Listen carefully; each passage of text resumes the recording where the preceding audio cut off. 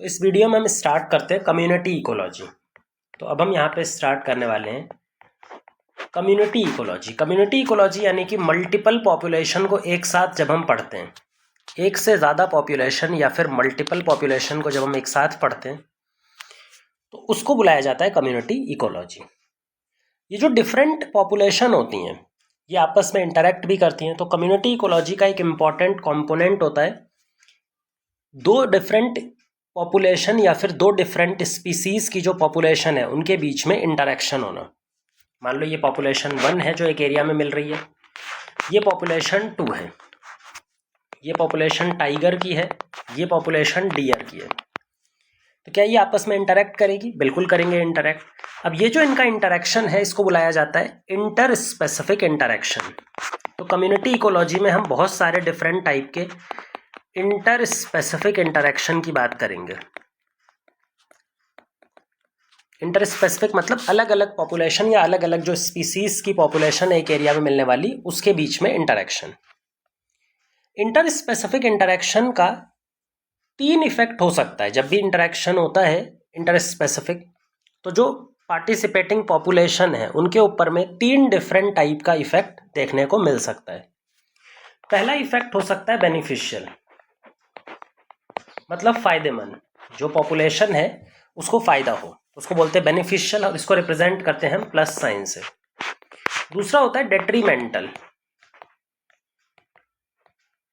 Detrimental detrimental मतलब negative, negative impact होता है। और लास्ट है न्यूट्रल, कोई इंपैक्ट नहीं होता, ना उसको हार्म होता है ना उसको बेनिफिट होता है। तो इसको बुलाया जाता है न्यूट्रल। 0 से रिप्रेजेंट करते हैं, O से रिप्रेजेंट करते हैं।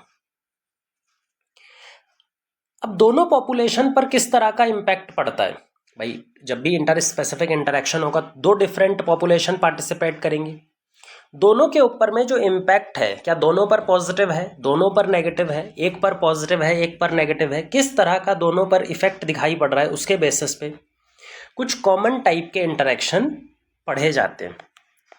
तो यहाँ पे हम दो पॉपुलेशन की बात करते हैं, पॉपुलेशन ए और पॉपुलेशन बी। जब इंटरेक्शन होगा तो इनके ऊपर किस तरह का इम्पैक्ट दिखाई देगा उसको हम प्लस और माइनस साइन से यहाँ पे लिखेंगे।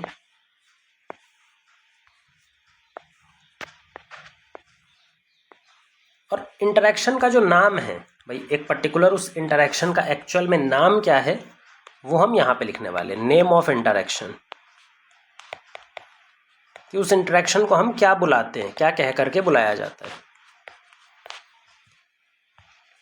सबसे पहला है प्लस प्लस, मतलब दोनों ही स्पीसीज पे जो दोनों ही पार्टिसिपेटिंग पॉपुलेशन है अगर उनको बेनिफिट मिलता है तो ऐसे इंटरेक्शन को हम म्यूचुअलिज्म बुलाते हैं।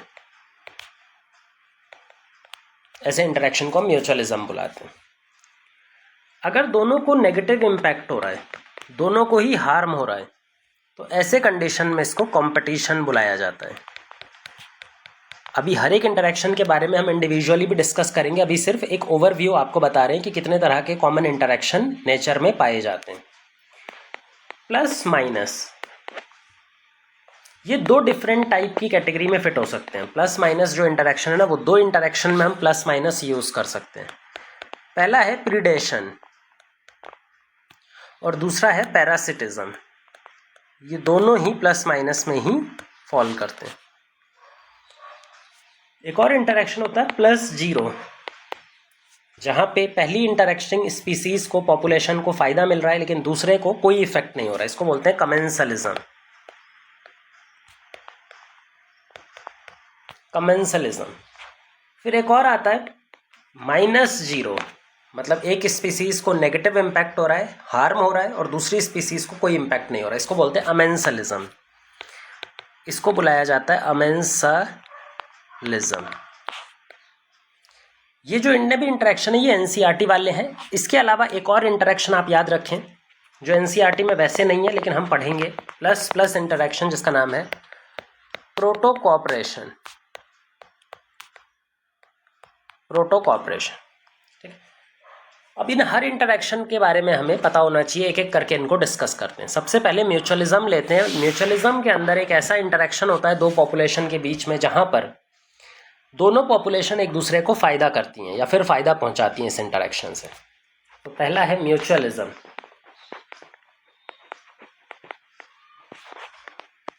म्यूचुअलिज्म का जो वर्ड मीनिंग भी देखा जाए या फिर ये जो किस वर्ड से लिया गया है, म्यूचुअल, आपको पता होता है म्यूचुअल मतलब यानी कि दोनों स्पीसीज का फायदा होगा, बोथ स्पीसीज बेनिफिटेड।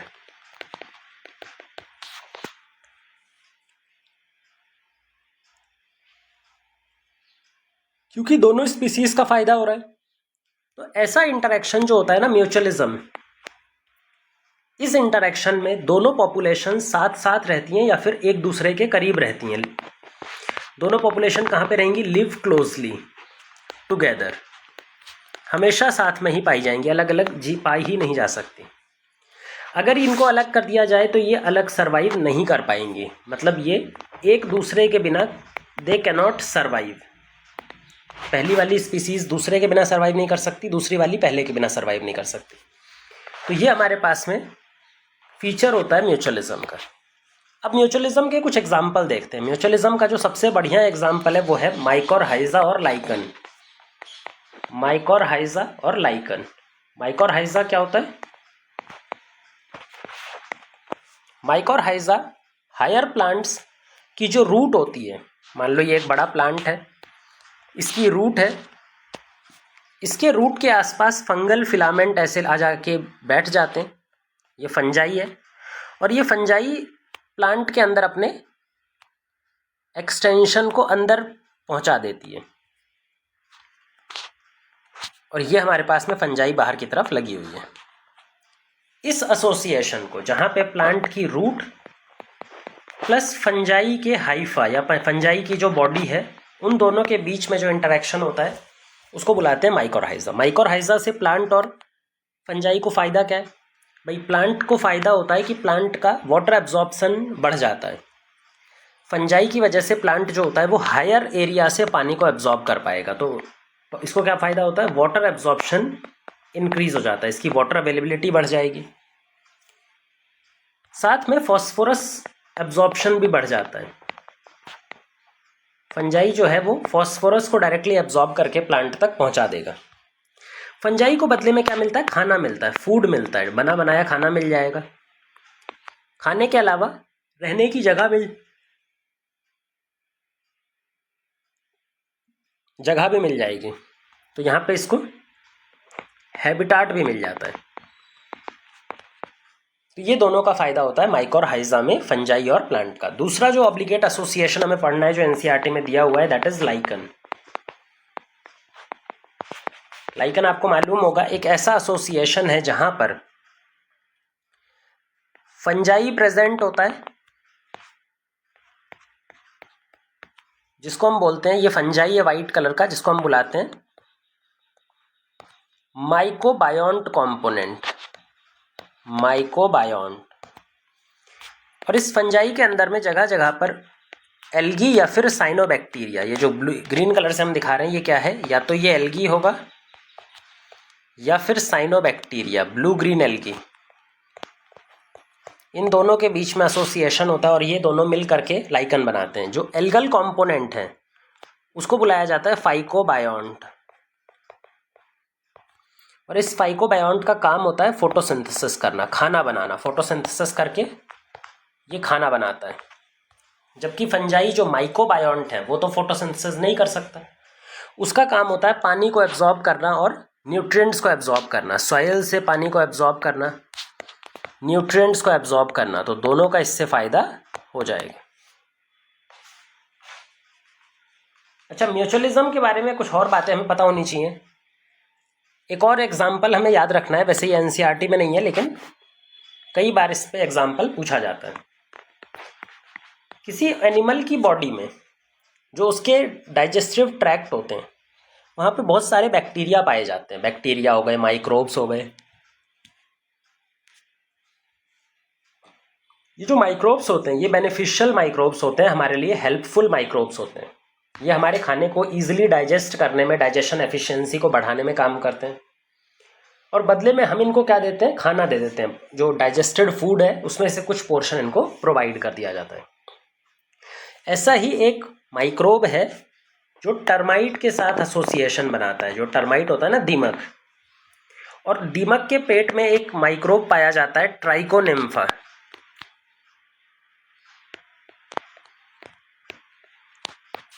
ट्राइकोनिम्फा, जो ट्राइकोनिम्फा है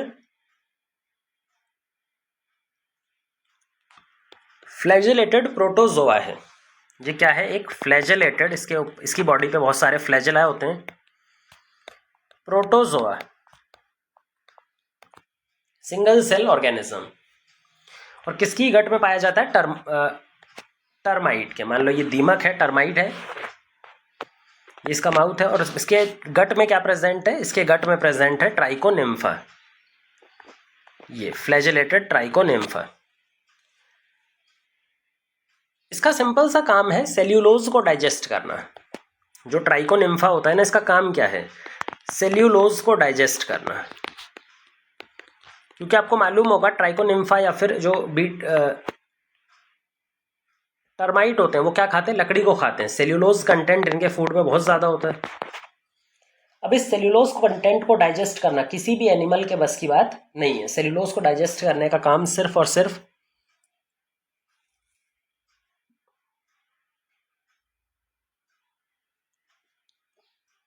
कुछ माइक्रोब्स कर सकते हैं, जिसमें हमारे ट्राइकोनिम्फा भी है।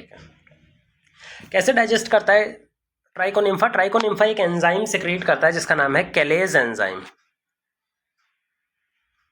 और ये जो कैलेज एंजाइम है ये सेल्यूलोज को डाइजेस्ट कर देता है, और खाना जो बचता है वो टर्माइट को मिल जाता है। ट्राइकोनिम्फा न सिर्फ टर्माइट की बॉडी में पाया जाता है, प्लस जो कॉकरोच होते हैं उनके गट के साथ भी सिम्बायोटिक एसोसिएशन बना करके रखे रहता है। अभी तक हमने यहाँ पर एनिमल्स के बीच में जो सिम्बायोटिक या फिर म्यूचुअलिस्टिक रिलेशन एग्जिस्ट करता है वो समझा। अब हम यहाँ पे बात करते हैं प्लांट एनिमल म्यूचुअलिज्म। एक बहुत ही यूनिक टाइप का प्लांट एनिमल म्यूचुअलिज्म भी एग्जिस्ट करता है, जिसमें हम पॉलिनेशन की बात करते हैं। पोलन ग्रेन ट्रांसफ़र जो प्लांट्स के अंदर में मेल प्लांट से फीमेल पार्ट तक होता है, वो एनिमल्स की मदद से होता है। बहुत सारे इंसेक्ट्स होते हैं जो इसमें मदद करते हैं, तो वो भी एक टाइप का म्यूचुअलिज्म है। अच्छा, सारे पॉलिनेशन म्यूचुअलिज्म नहीं होते हैं। हम उन्हीं पॉलिनेशन को म्यूचुअलिज्म मानेंगे जहाँ पर प्लांट और एनिमल स्पीसीज़ के बीच में टाइट 1-to-1 रिलेशन दिखाई दे। जहाँ पर क्या दिखाई दे? दोनों स्पीसीज़ के बीच में टाइट 1-to-1 रिलेशन दिखाई दे। इसका मतलब है कि एक पर्टिकुलर स्पीसीज़ ऑफ प्लांट की एक पर्टिकुलर स्पीसीज़ इंसेक्ट्स की एक पर्टिकुलर स्पीसीज़ से ही पॉलिनेट हो सकती है। इस प्लांट को दूसरा कोई इंसेक्ट पॉलिनेट कर ही नहीं सकता। अगर इस तरह का टाइट 1-to-1 रिलेशन एग्जिस्ट करता है, तब हम उस पॉलिनेशन को मानते हैं म्यूचुअलिज्म। इसमें सबसे अच्छा एग्जाम्पल है फिग ट्री और वास्प का। फिग ट्री एंड वास्प, जो ततैया होता है ना। फिग ट्री का इन्फ्लोरेसेंस बहुत ही यूनिक होता है, जहाँ पे इन्फ्लोरेसेंस पूरी तरह से क्लोज्ड होता है, सिर्फ उसकी एक ओपनिंग प्रेजेंट होती है, कुछ ऐसा।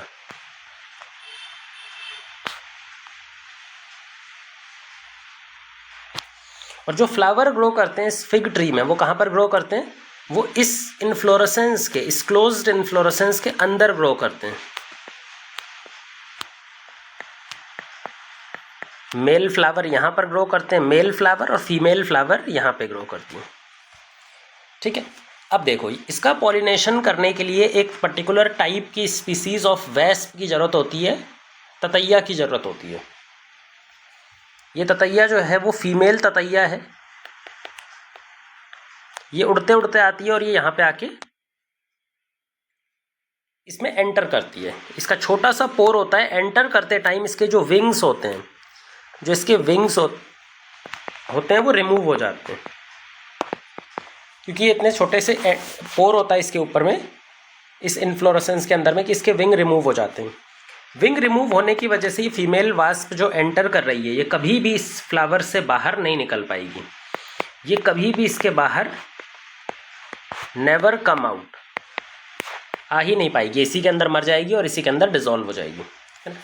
अब ततैया जब अंदर जाती है तो अंदर जाने से पहले इस ततैया की बॉडी पे बहुत सारे पोलन ग्रेन होंगे। ये पोलन ग्रेन जाकर ये इन फीमेल फ्लावर्स के ऊपर में डस्ट कर देगी।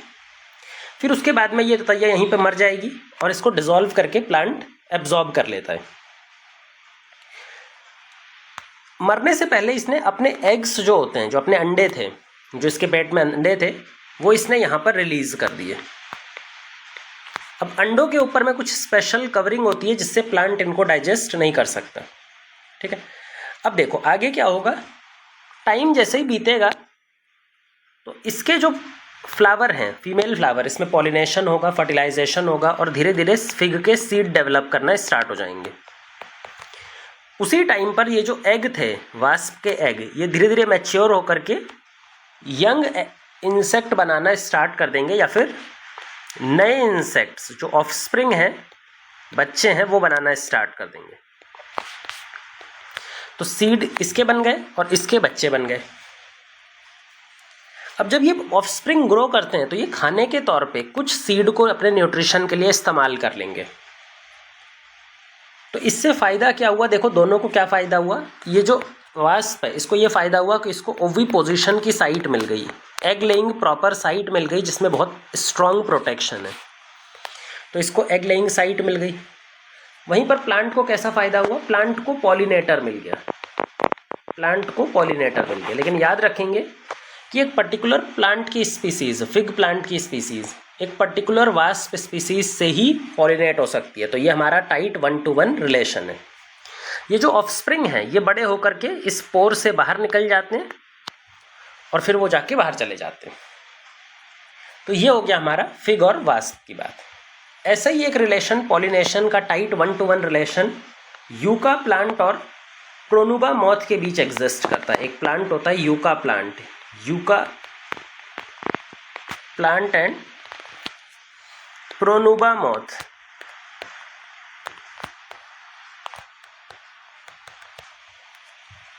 अब यूका प्लांट जो है इसका डिज़ाइन कुछ इस टाइप का होता है कि इसके जो फ्लावर्स होते हैं ये काफ़ी नीचे साइड पे रहते हैं। इसको पॉलिनेट करने के लिए हमारे पास क्या होता है, एक पर्टिकुलर मॉथ स्पीसीज होती है जिसके पास एक ओवीपोजिटर प्रेजेंट होता है, ऐसे इलोंगेटेड, ये क्या है, लंबा सा पोर्शन, ओवीपोजिटर, जिसकी मदद से ये एग को यहाँ पर बैठ के अपने एग को कहाँ रिलीज कर सकती है, नीचे रिलीज कर सकती है। तो ये ओवीपोजिटर की मदद से इसकी ओवरी कैविटी में अपने एग्स रिलीज कर देती है। तो सारे एग्स यहाँ पर रिलीज कर देगी। क्योंकि ये यूका प्लांट को पॉलिनेट करती है इसीलिए इसका कई बार नाम यूका मॉथ भी पड़ जाता है। इस इंसेक्ट को ही हम यूका मॉथ कह करके बुलाने लगते हैं। ये हमारे पास में पॉलिनेशन या फिर पॉलिनेटर का 1-to-1 रिलेशनशिप।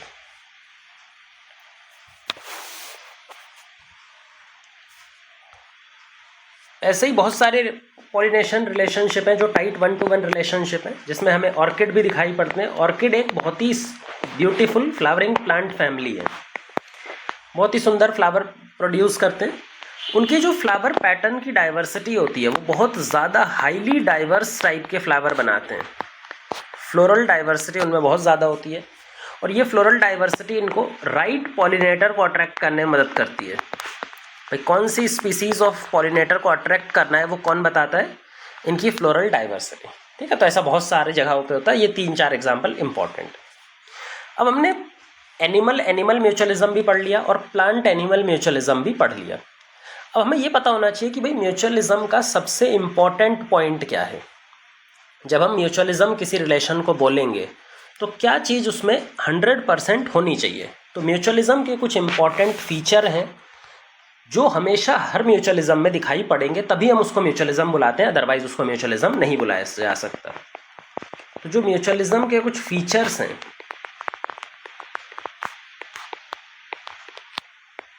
वो है, पहला है कोएग्जिस्टेंस। कोएग्जिस्टेंस मतलब साथ में रहना। जो दोनों इंटरेक्टिंग स्पीसीज होती हैं वो हमेशा साथ में रहेंगी।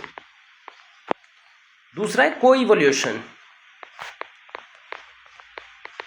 कोइवोल्यूशन साथ में बदलना, एक साथ बदलना। मान लो अगर एक मेंबर में कुछ बदलाव आता है तो दूसरे मेंबर में भी सेम या फिर काउंटर बदलाव आना चाहिए, तभी दोनों साथ में एग्जिस्ट कर पाएंगे। किसी एक में बहुत ज़्यादा बदलाव आ गया, दूसरे में बदलाव नहीं आया तो प्रॉब्लम आ जाती है। तो इसको बोलते हैं, जो दोनों में सेम टाइम पे इवोल्यूशन होता है उसको बोलते हैं कोइवोल्यूशन। एक तीसरा फीचर होता है को एक्सटेंशन। ये थोड़ा सा और इम्पॉर्टेंट हो जाता है। को एक्सटेंशन, को एक्सटेंशन का मतलब होता है साथ में मरना। अगर इन दोनों में से, जो दोनों पार्टिसिपेटिंग स्पीसीज हैं, उनमें से किसी एक का एक्सटेंशन हो जाता है, एक डेड हो जाती है, तो दूसरी अपने आप खत्म हो जानी चाहिए। ठीक है, तो ये तीनों जहां पर दिखाई दें, इनमें से एक भी एब्सेंट नहीं हो सकते, तीनों जहां पर दिखाई देंगे उसी एक इंटरेक्शन को हम म्यूचुअलिज्म बोलते हैं। उसी इंटरेक्शन को हम म्यूचुअलिज्म बोल सकते हैं। अब ये भी याद रखना होगा कि भाई जैसे हमने बताया कि ये तीनों पॉइंट होने चाहिए, तो इसीलिए हम मानेंगे कि भाई सारे पॉलिनेशन जो है ना, सारे pollinator relationship are not mutualistic. ज़्यादातर जो पॉलिनेटर्स होते हैं वो चांस पॉलिनेटर्स होते हैं। वो हर प्लांट पे जाते हैं, जिसका पोलन ग्रेन जिस पे चला जाए वो पॉलिनेट हो जाता है। तो हर एक पॉलिनेटर म्यूचुअलिस्टिक नहीं होता, कुछ स्पेसिफिक पॉलिनेशन रिलेशनशिप ही म्यूचुअलिस्टिक होते हैं। जबकि पॉलिनेशन में तो कुछ ऐसे भी इवेंट्स दिखाई पड़ते हैं जहां पे पोलन चीटर्स आपको दिखाई पड़ेंगे, जो एनसीईआरटी बोलती है पोलन चीटर्स। ऐसे इंसेक्ट्स या पोलन रॉबर्स भी बोलते हैं इनको, ऐसे इंसेक्ट्स जो पोलन ग्रेन तो यूज़ कर लेते हैं, जो फूड है उसको तो खा लेते हैं, लेकिन पॉलिनेशन करके नहीं देते। फूड खा लेंगे, पॉलिनेशन करके नहीं देंगे। तो ये इंसेक्ट्स होते हैं जो प्लांट को चीट करते हैं। सिर्फ ऐसा नहीं है कि इंसेक्ट ही चीट करता है, बहुत बार प्लांट भी चीट करता है पॉलिनेशन में, जिसको हम बोलते हैं पॉलिनेशन बाय डिसीट, धोखा देना। प्लांट किसी इंसेक्ट को धोखा देगा और धोखा देके पॉलिनेशन अचीव करेगा, उसको बेवकूफ़ बनाएगा, डिसीट करेगा, धोखा देगा और धोखा देकर अपना पॉलिनेशन अचीव करवा लेगा। इसका एग्जाम्पल है Mediterranean orchid, orchid Ophrys. Mediterranean area में पाया जाने वाला एक ऑर्किड होता है, स्पेसिफिक ऑर्किड, जिसका नाम है ओफायरस। अब ये क्या यूज़ करता है, ये डिसीट या सेक्सुअल डिसीट यूज़ कर सकता है, धोखा देता है। और किस लेवल पर सेक्सुअल डिसीट यूज़ करता है, सेक्सुअली तौर पे धोखा देता है।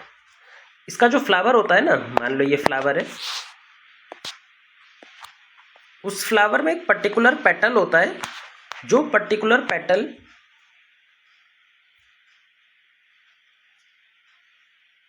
बी के मेल बी को अट्रैक्ट करने के लिए उसने बनाया होता है। ये जो पेटल है, इसका पर्टिकुलर पेटल, ये किसके जैसा रिजेंबल करता है, ये फीमेल बी जैसा रिजेंबल कर रहा होता है। चाहे हम इसका कलर देखें, साइज देखें, मार्किंग्स देखें, तो ये सब में किसकी तरह दिखाई देता है, फीमेल बी की तरह। कलर देखो, साइज देखो, मार्किंग्स देखो, इन सब चीज़ों में ये फीमेल बी जैसा दिखाई देगा। अब क्योंकि हर चीज़ में फीमेल बी जैसा दिखाई देता है, तो मेल बी क्या समझता है इसको देख के कि भाई ये फीमेल यहाँ पर बैठी हुई है, तो ये इसके साथ में स्यूडो कॉपुलेट करने आता है, सेक्सुअल मेटिंग करने आता है। बट ये सेक्सुअल मेटिंग तो कर नहीं सकता क्योंकि ये तो पेटल है, तो इस इवेंट को बोलते हैं स्यूडो कॉपुलेशन। तो ये इसके साथ क्या करता है, स्यूडो कॉपुलेशन। और वो स्यूडो कॉपुलेशन करते टाइम पोलन ग्रेन इसके ऊपर में ट्रांसफ़र हो जाएंगे, और फिर दूसरी बार जब ये किसी के साथ स्यूडो कॉपुलेट करेगा तो पोलन ग्रेन उस पर चले पहुंच जाएंगे। पर इस मेल बी का सोचो, मेल बी को तो कोई फ़ायदा नहीं मिला, लेकिन इस इंसेक्ट को फ़ायदा मिल गया। ठीक है, तो यहाँ पे कौन सा रिलेशन माना जाएगा, ये sexual deceit method plus minus. चाहे वो पोलन रॉबर्स की बात करें वो भी प्लस माइनस होता है, और जो सेक्सुअल डिसीट है वो भी प्लस माइनस। स्पेसिफिकली अगर इसकी बात करें तो प्लांट तो फायदे में, उसका तो पॉलिनेशन हो रहा है, लेकिन जो बेचारा बी है, मधुमक्खी है, उसका तो नुकसान है, वो तो अपनी एनर्जी लगा करके उस वहाँ पर आ रहा है, स्यूडो कॉपुलेट कर रहा है, उसको कोई कुछ मिल भी नहीं रहा। तो इसीलिए हम इसका क्या बोलते हैं, प्लस माइनस टाइप का स्पेशल टाइप का इंटरेक्शन होता है। डिसीट एक अलग तरह का ही इंटरेक्शन होता है। याद रखेंगे कि जो डिसीट वाला इंटरेक्शन होता है ना, कोइवोल्यूशन इसमें भी होता है। कोइवोल्यूशन इसमें भी होता है। क्यों कोइवोल्यूशन होता है इसमें? क्योंकि ये जो पेटल है ये फीमेल तक जब तक रिजेंबल करेगा तब तक मेल आ रहा है। जिस दिन ये फीमेल को रिजेंबल करना बंद कर देगा, मेल आना भी बंद कर देगा। मान लो अगर फीमेल बी के अंदर में कोई इवोल्यूशनरी चेंज आता है, उसकी मार्किंग में, कलर में, साइज में कुछ चेंज आता है, तो इस फ्लावर को, इस प्लांट को भी अपने अंदर सेम चेंज लेकर के आना पड़ेगा, तभी पॉलिनेशन कॉन्टिन्यूसली हो पाएगा। तो डिसीट के अंदर भी कोइवोल्यूशन होता है, को एग्जिस्टेंस भी होता है, भाई साथ साथ में ही रहते हैं, लेकिन यहाँ पर को एक्सटेंशन नहीं होता। को एक्सटेंशन नहीं होता। जैसा हमने बताया था, तीनों पॉइंट्स एप्लीकेबल होने चाहिए किसी इंटरेक्शन को म्यूचुअलिज्म कहने के। मान लो कल को ये प्लांट जो है ये एक्सटेंड हो जाए, तो क्या ये मेल भी एक्सटेंड होगा? बिल्कुल नहीं भाई, इसको तो कुछ मिल ही नहीं रहा था, नेगेटिव था ना इसके लिए, तो इसका तो कोई घाटा नहीं होगा, तो ये एक्सटेंड नहीं होगा। तो को एक्सटेंशन यहाँ पर एप्लीकेबल नहीं है। क्योंकि को एक्सटेंशन एप्लीकेबल नहीं है तो इसको म्यूचुअलिज्म नहीं माना जाएगा। ये म्यूचुअलिज्म से एक अलग तरह का इंटरेक्शन है। ये हमने बात कर ली म्यूचुअलिज्म की, जहाँ पे साथ में रहना, साथ में मरना और साथ में बदलना इन्वॉल्व रहता है। अब हम दूसरे इंटरेक्शन की बात करने वाले हैं, कंपटीशन।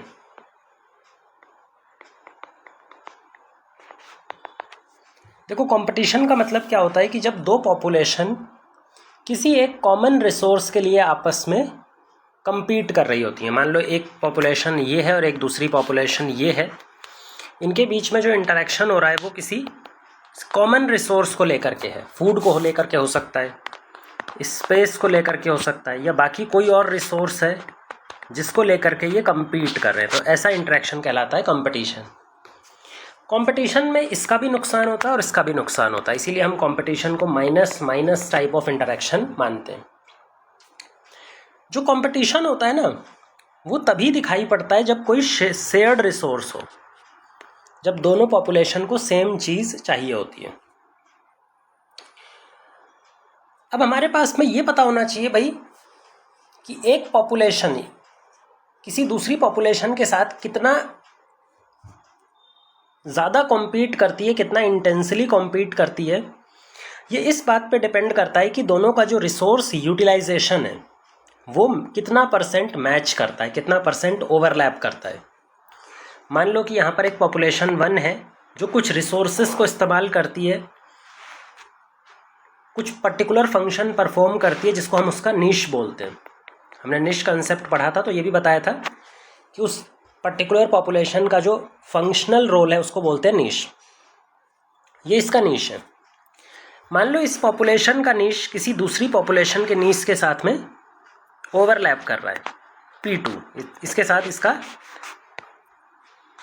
नीश ओवरलैप कर रहा है। एक और पॉपुलेशन है जिसके साथ भी इसका पॉपुलेशन नीश ओवरलैप करता है, लेकिन कम ओवरलैप करता है। पहले वाले के कंपैरिजन में ध्यान से देखें तो यहाँ पर जो नीश ओवरलैप है वो रिलेटिवली कम है, ओवरलैपिंग कम है। अब ध्यान रखना, जिस पॉपुलेशन का नीश जितना ज़्यादा ओवरलैप करेगा, कंपटीशन उतना ज़्यादा सीवियर होगा। मतलब P1 और P2 के बीच में जो कंपटीशन हो रहा है वो बहुत स्ट्रॉन्ग है, ज़्यादा है एज़ कम्पेयर टू P1 और P3 के बीच में। जितना ज़्यादा रिसोर्स ओवरलैप, नीश ओवरलैप, उतना ज़्यादा कंपटीशन सीवियर। तो कंपटीशन जो है directly proportional to resource overlap. कितने परसेंट रिसोर्स ये दोनों पॉपुलेशन सेम यूज़ करती हैं या फिर सिमिलर टाइप के इस्तेमाल करते हैं। अब इसके बिहाफ पे भी हम दो टाइप का कंपटीशन डिस्क्राइब कर सकते हैं, इंट्रा स्पेसिफिक और इंटर स्पेसिफिक। एक होता है इंट्रा स्पेसिफिक और एक हो जाएगा इंटर स्पेसिफिक। क्या मतलब है इंटर स्पेसिफिक और इंट्रा स्पेसिफिक का? इंट्रा स्पेसिफिक मतलब सेम स्पीसीज या फिर सेम पॉपुलेशन के मेंबर्स, अगर दोनों के दोनों जो मेंबर्स हैं कॉम्पीटिंग वो सेम स्पीसीज के हों तो उसको बोलते हैं इंट्रा स्पेसिफिक। मान लो एक टाइगर है, ये दूसरा टाइगर है, ये भी आपस में compete कर रहे होंगे, इंट्रा स्पेसिफिक। पर कोई दो डिफरेंट पॉपुलेशन है, दो डिफरेंट स्पीसीज हैं, तो उनके बीच में जब कंपटीशन होता है तो उसको बोलते हैं inter specific competition. Intensity wise intra specific competition हमेशा ज़्यादा होता है, क्योंकि इंट्रा स्पेसिफिक कंपटीशन के अंदर में जो दोनों मेंबर्स हैं, दोनों का नीश 100% ओवरलैप करता है। भाई जो इसका नीश है वही इसका भी नीश है, एक पॉपुलेशन का नीश तो सेम रहता है। लेकिन दो डिफरेंट स्पीसीज के केस में नीश ओवरलैप कुछ परसेंटेज में होगा, 100% कभी भी नहीं हो सकता।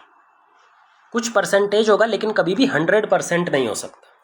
तो इस वजह से जो कंपटीशन की इंटेंसिटी होती है, अगर हम कंपटीशन इंटेंसिटी की बात करें, सीवियरिटी की बात करें, तो कंपटीशन इंटेंसिटी हमेशा इंट्रा वाली जो होती है वो ज़्यादा होती है as compare to inter. Intra वाली ज़्यादा होती है as compare to inter specific competition. पर फिर भी हम यहाँ पर इंटर स्पेसिफिक कंपटीशन पढ़ेंगे, इंट्रा स्पेसिफिक कंपटीशन नहीं पढ़ेंगे। क्यों? क्योंकि इकोलॉजी में जो ज़्यादा इम्पॉर्टेंट इम्पैक्ट आता है वो किसका आता है? इंटर स्पेसिफिक का। भाई ऐसा क्यों? ज़्यादा, अभी तो हमने बोला ज़्यादा स्ट्रॉन्ग कंपटीशन किसका है? इंट्रा स्पेसिफिक का। लेकिन हम बोल रहे हैं इकोलॉजी में ज़्यादा इम्पॉर्टेंट रोल कौन प्ले करता है? Inter specific. ऐसा इसलिए है कि इंटर स्पेसिफिक कंपटीशन ना एक सिंगल स्पीसीज को मल्टीपल पॉपुलेशन के साथ में फेस करना पड़ता है। सबसे पहला तो होता है कि जो इंटर स्पेसिफिक कंपटीशन होता है वो एक स्पीसीज का, एक पॉपुलेशन का मल्टीपल पॉपुलेशन के साथ में उसे कम्पीट करना पड़ता है अलग अलग लेवल पर। ये P2 है, ये P3 है, ये P4 है, 5 है, P6 है। इसके अलावा जो एक्सटेंशन का खतरा होता है वो इंटर स्पेसिफिक कंपटीशन की वजह से आता है, इंट्रा स्पेसिफिक कंपटीशन की वजह से नहीं आता। इंट्रा स्पेसिफिक कंपटीशन की वजह से तो पॉपुलेशन स्ट्रांग होती है। भाई दो टाइगर फाइट करेंगे, कौन सा टाइगर सरवाइव करेगा? जो स्ट्रांग होगा। तो पॉपुलेशन अल्टीमेटली क्या होती है? स्ट्रांग होती है, पॉपुलेशन बेटर होती है इंट्रा स्पेसिफिक कंपटीशन से। जो पॉपुलेशन को एक्चुअल खतरा होता है ना वो इंटर स्पेसिफिक से होता है, क्योंकि इंटर स्पेसिफिक कंपटीशन में एक्सटेंशन का खतरा होता है, उसमें पॉपुलेशन इंप्रूव नहीं होती। तो इकोलॉजी में जो इवोल्यूशन के टाइम पे ज़्यादा पोटेंट फोर्स जो माना जाता है वो किसको माना जाता है? Inter specific competition. यही डार्विन का भी जो फाइनल कंक्लूजन था कि इंटर स्पेसिफिक कंपटीशन इवोल्यूशन में ज़्यादा इंपॉर्टेंट रोल प्ले करती है।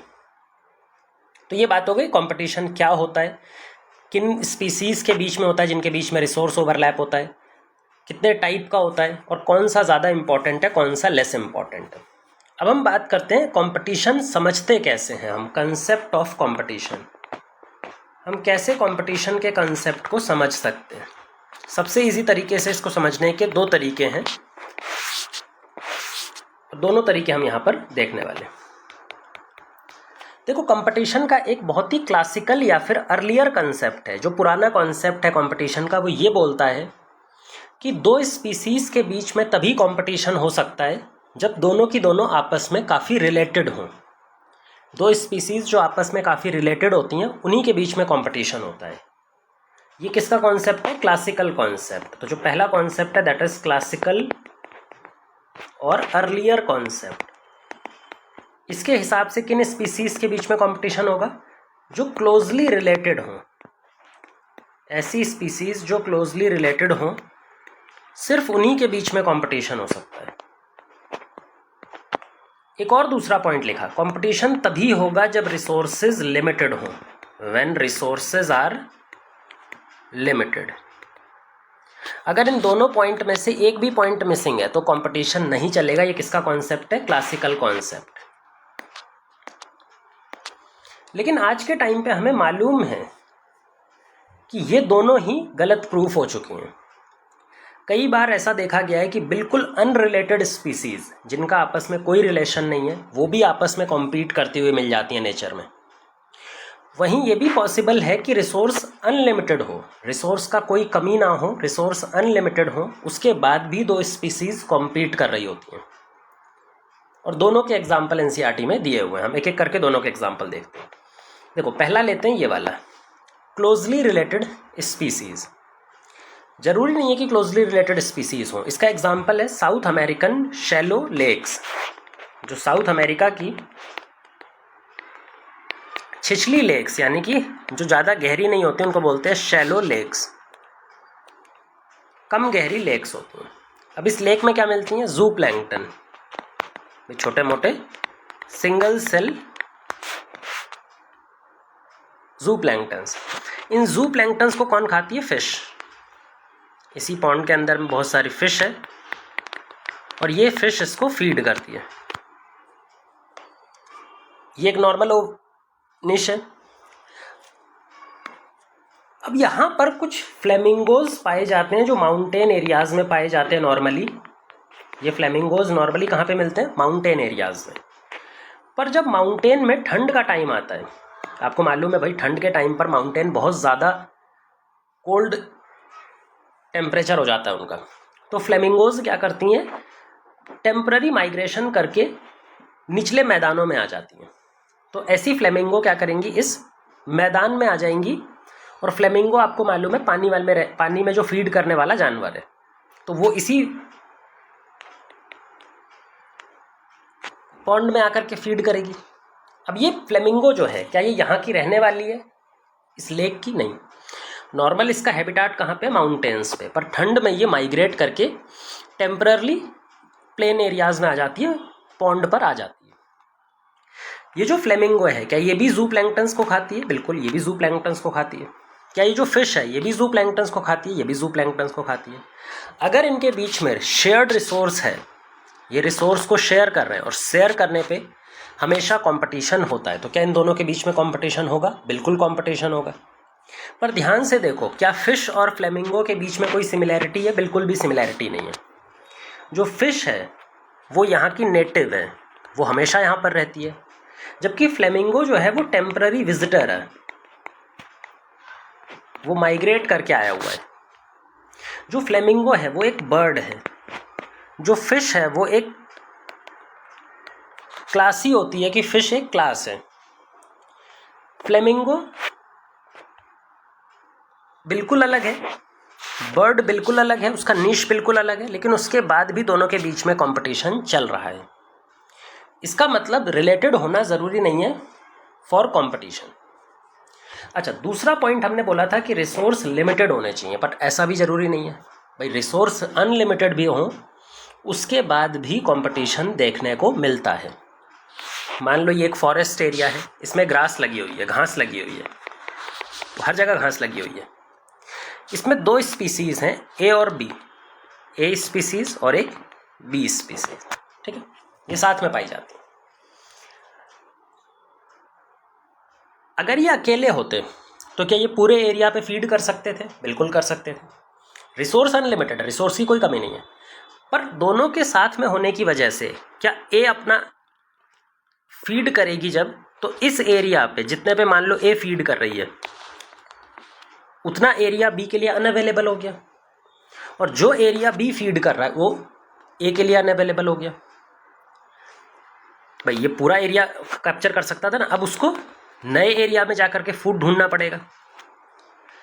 तो अगर मान लो कि अकेले होता बी तो वो पूरा टाइम अपना खाने में बिताता, पर क्योंकि जब ए भी प्रेजेंट है तो अब इन दोनों को खाना ढूंढना पड़ेगा। अगर ए पहले से वहाँ पे खा रहा है तो बी जाके वहाँ नहीं खा सकता। तो इससे क्या हुआ, बी और ए दोनों की फीडिंग एफिशिएंसी कम हो गई। मान लो ये खाना खाने गए, घास खाने गए, वहाँ पे बी पहले से मौजूद है, तो जानवर वहाँ जाकर तो नहीं खाएगा, वो एरिया तो उसके लिए मान लो उसने पहले ही खा के ख़त्म कर दिया, तो फिर ए के लिए वो अवेलेबल नहीं होगा, या वाइसा वर्सा। तो इन दोनों की फीडिंग एफिशिएंसी क्या हो गई? अगर हम इन दोनों की फीडिंग एफिशिएंसी देखें, जो खाने की एफिशिएंसी थी, क्या वो स्लो डाउन हो गई? बिल्कुल स्लो डाउन हो गई। तो रिसोर्स अनलिमिटेड होने के बाद भी दोनों की जो फीडिंग एफिशिएंसी है वो क्या हो जा रही है? कम हो जा रही है। इस तरह के कंपटीशन को, जहाँ पे दोनों के बीच में डायरेक्ट कंपटीशन होता है, डायरेक्ट फूड को लेकर के फाइट चल रही होती है, इसको बोलते हैं इंटरफियरेंस कंपटीशन। कंपटीशन भी कई सारे टाइप्स का होता है, उसमें सबसे कॉमन टाइप का इंटरफियरेंस कंपटीशन या डायरेक्ट कंपटीशन बोलते हैं इसको, चल रहा होता है, जहां पे फीडिंग एफिशिएंसी दोनों की कम हो जाती है। तो मतलब कि ये दोनों कॉन्सेप्ट जो क्लासिकल व्यू पॉइंट था वो तो गलत हो गए। तो फिर नया कॉन्सेप्ट क्या है? पुराना कॉन्सेप्ट गलत हो गया है तो हमने बता दिया, पर ये बताओ अब कि नया कॉन्सेप्ट क्या है।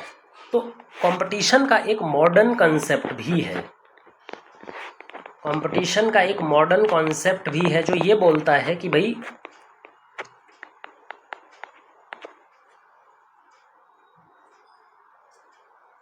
दो स्पीसीज जब भी साथ में रहें तो साथ में रहने की वजह से दोनों का जो फिटनेस लेवल है, फिटनेस मतलब reproductive fitness, R value, ecology या बायोलॉजी में फिटनेस का सिर्फ एक ही मतलब होता है, रिप्रोडक्टिव फिटनेस, आर वैल्यू। दो स्पीसीज के रहने की वजह से उनका जो रिप्रोडक्टिव फिटनेस है, आर वैल्यू जो है वो रिड्यूस होना चाहिए। जब भी आर वैल्यू रिड्यूस होगी किसी दूसरी पॉपुलेशन की प्रेजेंस की वजह से, तो उन दोनों के बीच में कंपटीशन माना जाएगा। जैसे मान लो यहाँ पर एक पॉपुलेशन है ए पॉपुलेशन, एक पॉपुलेशन है बी पॉपुलेशन। जब ये ए पॉपुलेशन अकेले एक फॉरेस्ट एरिया में रहती है तो इसका जो आर वैल्यू है वो है आर ए। जब ये आर बी अकेले इस फॉरेस्ट में रहती है तो इसकी आर वैल्यू होती है आर बी। पर जब दोनों साथ में रहते हैं, मान लो एक ही फॉरेस्ट में दोनों पाए जाते हैं, तो इसका आर ए वैल्यू भी डिक्रीज होगा और इसका आर वैल्यू भी डिक्रीज होगा। ये हो जाएगा आर ए प्राइम। जो आर ए प्राइम है वो आर ए से कम होना चाहिए। ऐसे ही इसका जो आर वैल्यू हो जाएगा वो आर बी प्राइम, जो आर बी प्राइम है वो आर बी से कम होना चाहिए। इस तरह के इंटरेक्शन में ध्यान से देखो तो क्या दोनों का आर ए वैल्यू, चाहे आर ए डैश देखें या आर बी डैश देखें, दोनों कम हो रहे हैं। इसका मतलब ये इंटरेक्शन दोनों के लिए नेगेटिव है, दोनों के लिए क्या है? नेगेटिव है। इसी को बोलते हैं कंपटीशन। तो मॉडर्न कंसेप्ट सिंपल सा यही बोलता है कि दो स्पीसीज के होने से अगर उनका आर वैल्यू कम हो जाए तो वो कॉम्पीट कर रही हैं, बाकी हमें कुछ नहीं देखना, वो रिलेटेड है, अनरिलेटेड है, रिसोर्स लिमिटेड है, नहीं है, हमें कुछ नहीं समझना। अच्छा, ये भी ध्यान रखना कि जो कंपटीशन का इम्पैक्ट है वो दोनों पॉपुलेशन पर सेम नहीं पड़ता या यूनिफॉर्मली नहीं पड़ता। एक पॉपुलेशन पर उसका ज़्यादा सीवियर इम्पैक्ट होता है और एक पॉपुलेशन पर उसका कम सीवियर इम्पैक्ट होता है। और इसके बिहाफ पे हम ये बताते हैं कि कौन सी स्पीसीज़ कॉम्पिटिटिवली सुपीरियर है, ज़्यादा अच्छे से कॉम्पीट कर पा रही है, और कौन सी ऐसी स्पीसीज़ है जो कॉम्पिटिटिवली इन्फीरियर है। मान लो हमारे पास में ये दो पॉपुलेशन ए और बी है, ठीक है। इसके अंदर ए जो है वो कॉम्पिटिटिवली सुपीरियर है। इमेजिन कर लेते हैं ए जो है वो कॉम्पिटिटिवली सुपीरियर है और जो बी है वो कॉम्पिटिटिवली इन्फीरियर है। जो बी है वो क्या है? Competitively inferior. क्या इसका आर ए वैल्यू डिक्रीज होगा? बिल्कुल डिक्रीज होगा इसके रहने की वजह से। क्या इसका आर बी वैल्यू डिक्रीज होगा? इसका भी डिक्रीज होगा। लेकिन ज़्यादा किसका परसेंटेज वाइज डिक्रीज हो रहा है? आर बी जो कॉम्पिटिटिवली इन्फीरियर है उसका डिक्रीज परसेंटेज वाइज ज़्यादा होना चाहिए, और जो सुपीरियर स्पीसीज़ है उसका डिक्रीज परसेंटेज वाइज कम होना चाहिए। तो जिसका आर वैल्यू कम रिड्यूस हो रहा है वो कॉम्पिटिटिवली सुपीरियर है। रिड्यूस तो दोनों का होगा, ऐसा नहीं है कि सुपीरियर है तो रिड्यूस नहीं होगा, रिड्यूस इसका भी होगा इसका भी होगा। पर जिसका कम रिड्यूस हो रहा है वो कॉम्पिटिटिवली सुपीरियर, जिसका ज़्यादा रिड्यूस हो रहा है वो कॉम्पिटिटिवली इन्फीरियर। ठीक है, एक और एग्जाम्पल से समझा देते हैं। मान लो जब ये अकेले पाया जाता था तो इसकी आर ए वैल्यू थी 0.02 और इसकी थी पॉइंट, मान लो सेम थी दोनों की, वैसे होती नहीं, मान लेते हैं सेम थी। लेकिन जब दोनों साथ साथ आ गए तो इसकी वैल्यू हो गई 0.015 और इसकी हो गई वैल्यू 0.003। तो यहाँ पर देखो क्या यहाँ पे ज़्यादा रिडक्शन हुआ है इसके कंपैरिजन में, तो ये इन्फीरियर और ये क्या हो जाएगी, सुपीरियर, सिंपल। ठीक है, तो ये हमारा कंपटीशन का मॉडर्न कॉन्सेप्ट है, सबसे लेटेस्ट कॉन्सेप्ट है। अब कंपटीशन का आउटकम क्या होता है, कंपटीशन से क्या रिजल्ट निकलता है, अगर दोनों स्पीसीज को नुकसान हो रहा है तो वो कर क्यों रही हैं और कब तक ये करती रहेंगी। कंपटीशन का कुछ फाइनल रिजल्ट क्या होता है वो हमें यहाँ पर देखना है भाई। कंपटीशन जब होगा तो फाइनल रिजल्ट क्या होने वाला है भाई, हमें यहाँ पे देखना है आउटकम ऑफ कंपटीशन। जो ये इंटरेक्शन है कंपटीशन, इसका फाइनल आउटकम क्या निकलता है, फाइनली एक्चुअल में होता क्या है, दोनों स्पीसीज को क्या मिलता है, क्या उनका खोता है। कंपटीशन का आउटकम जो है वो कुछ साइंटिस्ट ने अपने अपने हाइपोथेसिस में दिया है। दो हाइपोथेसिस बहुत फेमस हैं, ऐसे तो बहुत सारे हाइपोथेसिस हैं, दो बहुत फेमस हैं जो एनसीईआरटी में भी दिए हुए। सबसे पहला हाइपोथेसिस है गॉस का एक्सक्लूजन प्रिंसिपल। गॉस एक साइंटिस्ट थे जिन्होंने इसको प्रपोज किया है, गॉस का एक्सक्लूजन प्रिंसिपल।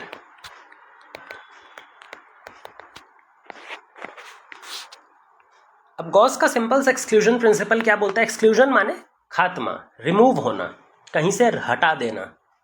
इन्होंने बोला कि अगर कोई दो स्पीसीज हैं जो एक कॉमन रिसोर्स के लिए फाइट कर रही हैं, मान लो ये एक कॉमन रिसोर्स है जिस इसको भी चाहिए, ए स्पीसीज को भी चाहिए ये रिसोर्स, बी को भी ये रिसोर्स चाहिए, दोनों को ये रिसोर्स चाहिए, कॉमन रिसोर्स हो गया जिसके लिए ये कॉम्पीट कर रही है। तो ऐसे में ये कंपटीशन बहुत लंबे टाइम तक या इनडेफिनेटली नहीं चल सकता। कभी ना कभी ऐसा टाइम आएगा, लाखों साल में, हज़ारों साल में, जब इन दोनों में से एक को एक्सटेंड होना पड़ेगा। ये दोनों लगातार या हमेशा के लिए को एग्जिस्ट नहीं कर सकते। तो इन दोनों में से एक क्या होगी, वन विल गेट एक्सटेंट और एक्सक्लूडेड, खत्म हो जाएगी। एक्सटेंट का ही मतलब है एक्सक्लूजन, यहाँ पर जो एक्सक्लूजन है दैट इज एक्सटेंशन से रिलेट कर रहे हैं। अब कौन सी स्पीसीज एक्सटेंट होगी ये भी पक्का इन्होंने बताया कि इन दोनों में से जो कॉम्पिटिटिवली इन्फीरियर होगी, कोई सी भी जो कॉम्पिटिटिवली क्या है, इन्फीरियर, तो जो भी कॉम्पिटिटिवली इन्फीरियर होगी वो एक्सटेंट हो जाएगी। अगर ए कॉम्पिटिटिवली इन्फीरियर है तो बी बची रहेगी, ए एक्सटेंट हो जाएगी, और अगर बी कॉम्पिटिटिवली इन्फीरियर है तो वो एक्सटेंट होगी। जो भी कॉम्पिटिटिवली इन्फीरियर है तो वो एक्सटेंट हो जाएगा।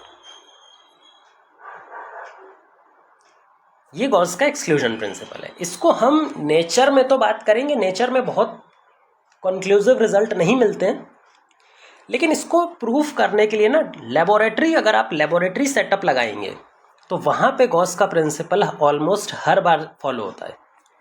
तो गॉस का प्रिंसिपल सबसे ज़्यादा जो फॉलो होता है ना वो लेबोरेटरी सेटअप या जो आर्टिफिशियल सेटअप होते हैं, आर्टिफिशियल एक्सपेरिमेंट्स अगर हम परफॉर्म करें, लैब बेस्ड एक्सपेरिमेंट्स हम परफॉर्म करें तो वहाँ पे हमेशा फॉलो होते हैं।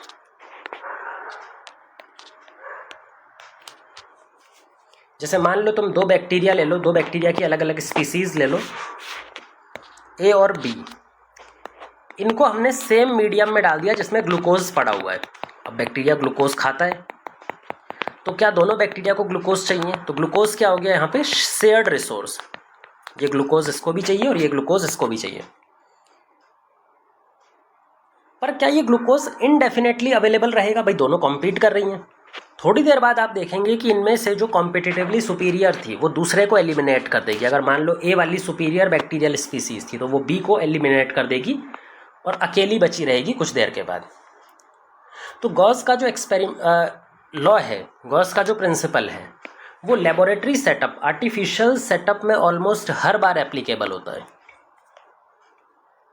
क्या नेचर में भी देखने को मिलता है? बिल्कुल सही है। ऐसा नहीं है कि नेचर में कहीं पर नहीं मिलता, नेचर में भी हमें कुछ एग्जाम्पल ऐसे मिलते हैं जो गॉस के प्रिंसिपल को प्रूफ करते हैं। अगर हम नेचुरल वर्ल्ड की बात करें, नेचर की बात करें, तो नेचर में कहाँ कहाँ पे मिलता है? नेचर पे इसका एक एग्जाम्पल है गैलापैगस आइलैंड।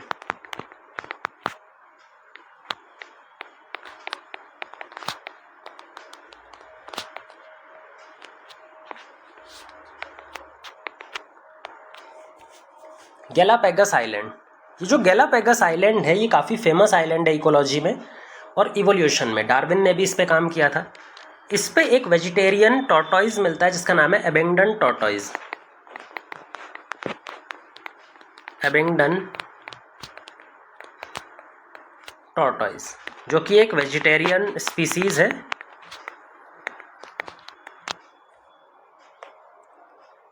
एबेंगडन टॉर्टॉइज बहुत समय से गैलापागोस आइलैंड पे सरवाइव कर रहा था, लेकिन जब ह्यूमंस ने बोट डेवलप की, ह्यूमंस ने जब समुद्र से एक जगह से दूसरी जगह ट्रैवल करना स्टार्ट किया, तो जितने भी आइलैंड वगैरह थे ह्यूमंस ने उनको भी एक्सप्लोर करना स्टार्ट किया। गैलापागोस भी उनमें से एक था। जब ह्यूमंस ट्रैवल करते थे तो भाई वो गोट को साथ में लेकर के चलते थे एज अ मिल्क सोर्स, हो सकता है मीट सोर्स। तो ह्यूमंस की वजह से गैलापागोस आइलैंड पे ह्यूमंस ने क्या इंट्रोड्यूस कर दिया? गोट को, बकरे को। जो गोट स्पीसीज़ है हमने उसको इंट्रोड्यूस कर दिया।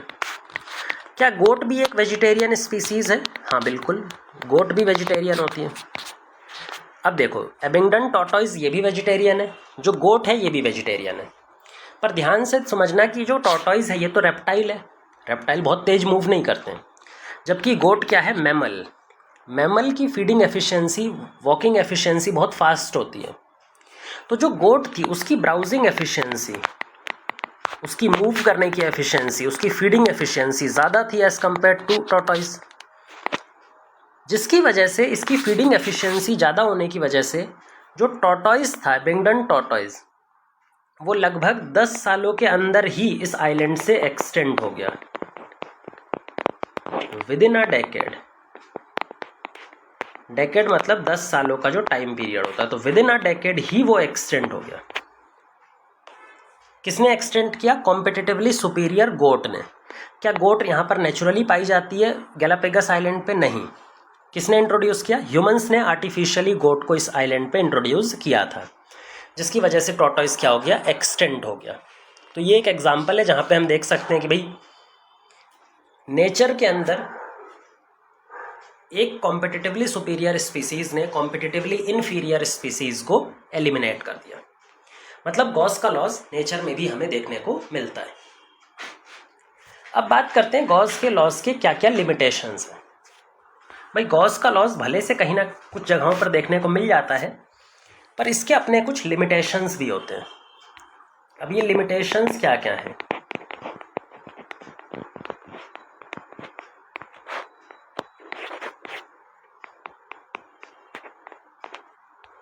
ये लिमिटेशंस ये हैं कि ये कॉमनली ऑब्जर्व्ड फिनोमिनन नहीं है। नेचर में बहुत ही रेयरली हमें गॉस का प्रिंसिपल फॉलो होता हुआ दिखाई देता है। रेयरली इन नेचर, वो भी उन केसेस में जब रिसोर्सेज लिमिटेड हों। कब दिखाई देता? Only when resources are limited. जो शेयर्ड रिसोर्स है, मान लो कोई पॉपुलेशन PA है और PB है, इन दोनों का कुछ शेयर्ड रिसोर्स है, इन दोनों को सेम चीज़ चाहिए, रिसोर्स है। अगर ये लिमिटेड है तब तो गॉस का एक्सक्लूजन प्रिंसिपल हमें दिखाई पड़ता है नेचर में, अदरवाइज नहीं दिखाई पड़ता। तो अगर गॉस का एक्सक्लूजन प्रिंसिपल नहीं दिखाई देता तो फिर कंपटीशन का रिजल्ट क्या आता है? भाई कंपटीशन का कुछ ना कुछ तो रिजल्ट आएगा। जो दूसरा हाइपोथेसिस है गॉसेस एक्सक्लूजन प्रिंसिपल के अलावा, जो सेकंड हाइपोथेसिस है, that is called as coexistence hypothesis. इसको हम बुलाते हैं कौन सा हाइपोथेसिस? कोएग्जिस्टेंस वाला हाइपोथेसिस। अब ये कोएग्जिस्टेंस का मतलब क्या है बेटा? देखो, कोएग्जिस्टेंस का मतलब है जब दोनों साथ साथ रहना डेवलप कर लें, कुछ ऐसा मेथड डेवलप कर लें, जो कॉम्पिटिंग स्पीसीज हैं वो क्या कर लें? डेवलप कर लें ऐसा method to reduce the competition,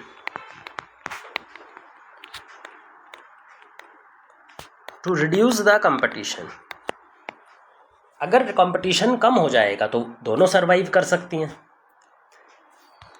अब ये ऐसा मेथड डेवलप करने को बोलते हैं रिसोर्स पार्टीशनिंग। इसी को दूसरा नाम दिया जाता है रिसोर्स पार्टीशनिंग। रिसोर्स को पार्टीशन कर लो, बांट लो। अब बांटने के भी कई तरीके हो सकते हैं भाई। रिसोर्स को बांटने के लिए अपना फोरेजिंग पैटर्न चेंज कर लो।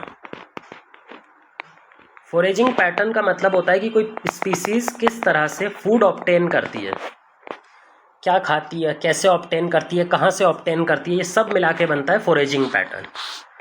दूसरा, डिफरेंट फीडिंग टाइम। जो खाने का टाइम है वही चेंज कर लो तो भी तो तुम्हारा काम बन जाएगा ना भाई। तो दोनों में से कुछ भी कर सकते हो, या तो डिफरेंट फीडिंग टाइम ही रख लो या फिर डिफरेंट फोरेजिंग पैटर्न रख लो। इसी को बोलते हैं हम रिसोर्स पार्टीशनिंग। ये जो रिसोर्स पार्टीशनिंग कॉन्सेप्ट था ये सबसे पहले दिया था मैक आर्थर नाम के एक साइंटिस्ट, बहुत फेमस इकोलॉजिस्ट हैं, और इन्होंने को एग्जिस्टेंस पे काफ़ी काम किया हुआ है कि स्पीसीज कैसे को एग्जिस्टेंस को प्रमोट करती है। तो ये प्रपोज किया था मैक आर्थर, और मैक आर्थर क्या बोलते हैं, इन्होंने ही सबसे पहले ये एग्जिस्ट किया था, एक्सप्लेन किया था, सबसे पहले ऑब्जर्व किया था। उसमें भी जब इन्होंने पहली बार ऑब्जर्व किया तो 5 क्लोजली रिलेटेड वार्बलर स्पीसीज देखी थी इन्होंने। 5 closely related warbler species. Warbler एक तरह की छोटी सी बर्ड होती है जो इंसेक्ट फीडिंग बर्ड होती है, जो इंसेक्ट पे फीड करती है। तो इंसेक्ट फीडिंग सॉन्ग बर्ड होती है, छोटी सी बर्ड होती है। इन्होंने देखा कि 5 different closely related warbler species हैं जो सेम ट्री पर ग्रो कर रही हैं, जो सेम पेड़ पे ग्रो करती हैं। मान लो ये एक पेड़ है,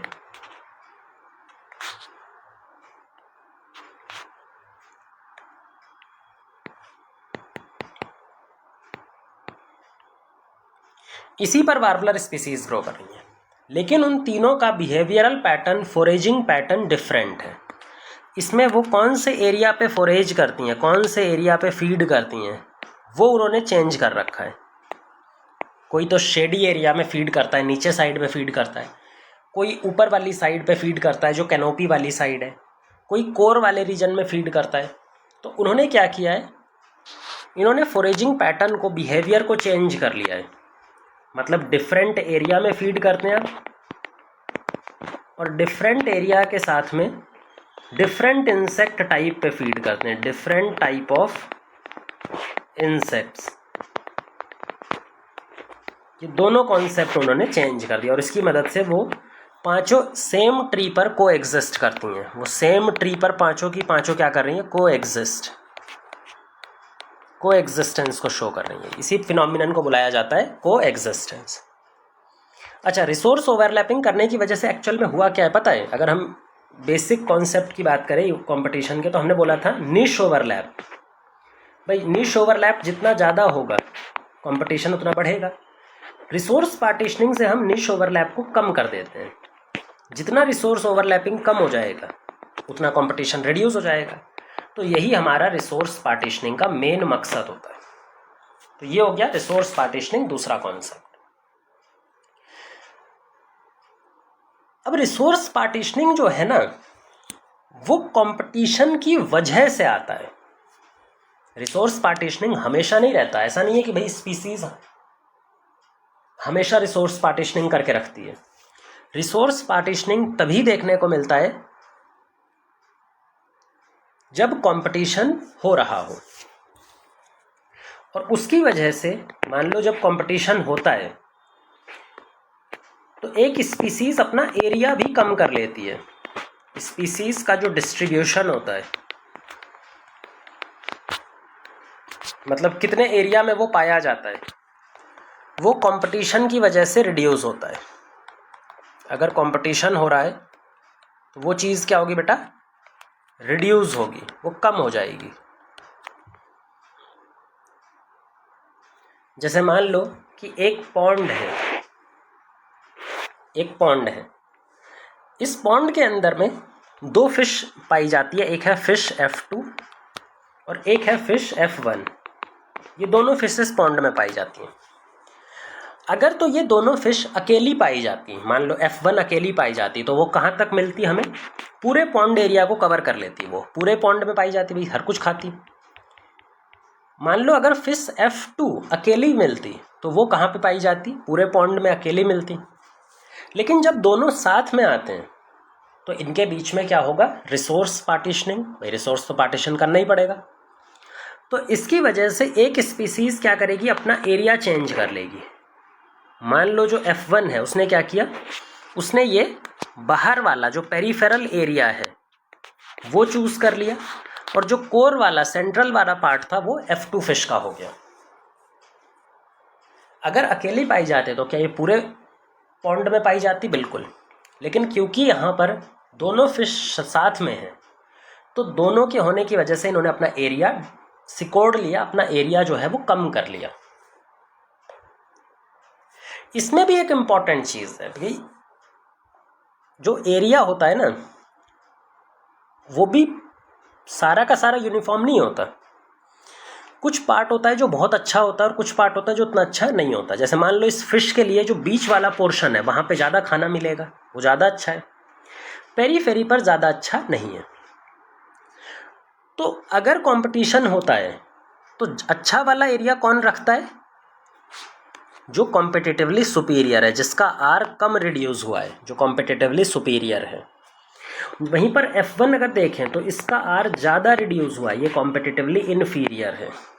इसका आर देखो ध्यान से, तो ज़्यादा रिड्यूस हुआ है, तो ये कॉम्पिटिटिवली क्या हो गया? इन्फीरियर। तो डिस्ट्रीब्यूशन रेंज दोनों का कम हुआ है, लेकिन ज़्यादा खराब वाला एरिया किसको मिला है? Competitively inferior. इसको बोलते हैं कॉम्पिटिटिव, मतलब रिसोर्स पार्टीशनिंग। अच्छा, रिसोर्स पार्टीशनिंग जैसा मैंने बताया कि कंपटीशन का रिजल्ट है, कंपटीशन की वजह से रिसोर्स पार्टीशनिंग हो रही है। अगर हम ऐसा करें किसी एक एक्सपेरिमेंट में, मान लो इन दोनों में से कोई एक फिश रिमूव कर दो, मान लो हम इस F2 को रिमूव कर दें, हटा दें, पूरी तरह से स्पॉन्ज से गायब कर दें, तो आप कुछ दिन बाद देखोगे कि ये जो F1 फिश है ना वो इस पूरे एरिया को कवर कर लेगी। अब उसको पार्टीशन करने की ज़रूरत नहीं है, उसको अपना एरिया छोटा करने की ज़रूरत नहीं है, वो पूरा बड़ा कर लेगी और पूरे इस एरिया को कवर कर लेगी। इस फिनोमिनन को बोलते हैं कॉम्पिटिटिव रिलीज। ये जो फिनोमिनन हम देख रहे हैं इसी को बुलाया जाता है कॉम्पिटिटिव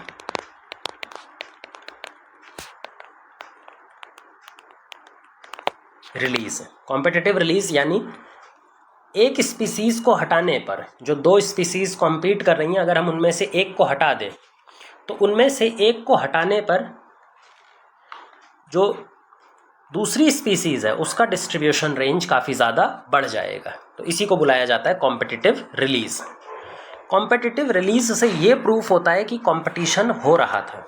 भाई ऐसा तो लगने में तो ये भी हो सकता है कि भाई ये स्पीसीज कोर में ही पाई जाती है और ये वाली यहीं पर पाई जाती है, लेकिन जब हमें एक स्पीसीज को हटाने पर दूसरी स्पीसीज अपने आप उसका साइज, उसका एरिया ऑफ डिस्ट्रीब्यूशन बढ़ जाए, तो इससे ये प्रूफ होता है कि दोनों के बीच में एक्चुअल में कंपटीशन चल रहा था। तो कॉम्पिटिटिव रिलीज एक्चुअल में क्या है? प्रूफ ऑफ कंपटीशन, कि दो स्पीसीज के बीच में कंपटीशन एक्चुअल में हो रहा था, उसका प्रूफ यही होता है।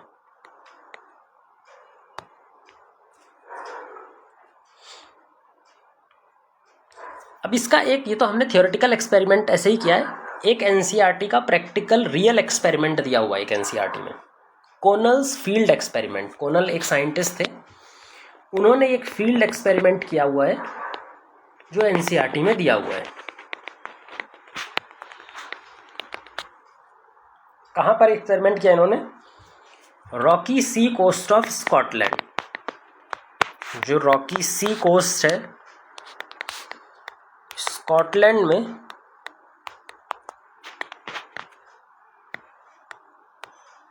उस पर इन्होंने एक्सपेरिमेंट किया। एक्सपेरिमेंट करते टाइम इन्होंने बार्नेकल स्पीसीज को चूज किया। बार्नेकल एक स्पीसीज होती है, ऑर्गेनिज्म है, उसको चूज किया। जो बार्नेकल है वो कहाँ पर पाई जाती है? टाइडल वाटर में, जो किनारे पर टाइडल सैलो हल्का वाटर होता है, छिछला पानी होता है, वहाँ पर बार्नेकल पाया जाता है। अच्छा, टाइड क्या होता है? समुद्र का पानी जो होता है ना वो दिन में 2 बार ऊपर आता है और 2 बार नीचे जाता है एक पर्टिकुलर लेवल तक। तो सी और ओशन का जो लेवल होता है वो दिन में ऊपर नीचे चेंज होता है, उसी को बोलते हैं टाइड। ठीक है, बहुत ज़्यादा टाइड के बारे में पढ़ने की ज़रूरत नहीं है, बस समझ लो कि सी लेवल का चेंज होना, दिन में 2 बार चेंज होता है वो, 6 घंटे की साइकिल होती है, 4 बार चलती है टोटल, 2 बार हाई टाइड, 2 बार लो टाइड, और वहीं पे बारनेकल मिलता है जो टाइडल जोन होता है। जैसे यहाँ पर बनाए हम एक टाइडल जोन बना देते हैं, ये टाइडल जोन है। ये जो बीच वाला पोर्शन है ये नॉर्मल सी लेवल है, ये हमारा नॉर्मल सी लेवल है, नॉर्मल सी यहाँ पे होना चाहिए। जब लो टाइड आती है तो सी कहाँ चला जाता है, यहाँ पे। ये एरिया कौन सा बेटा, लो टाइड वाला है। अच्छा, हाई टाइड जब आती है तो वाटर कहाँ तक पहुँचता है, हाई टाइड में वाटर पहुँचता है यहाँ तक, तो ये हमारा हाई टाइड वाला है, और ये नॉर्मल सी लेवल है ही। यहाँ पर 2 स्पीसीज पाई जाती हैं बारनेकल की। यहाँ पर बारनेकल लगे होते हैं, ऐसे छोटे से लगे होते हैं, ऐसे करके पानी के साइड पे लगे रहते हैं। अच्छा, ये जो बारनेकल है ना, इनकी 2 अलग अलग स्पीसीज लगती हैं। इसको बना भी देते हैं, थोड़ा बड़ा बनाते हैं इसको।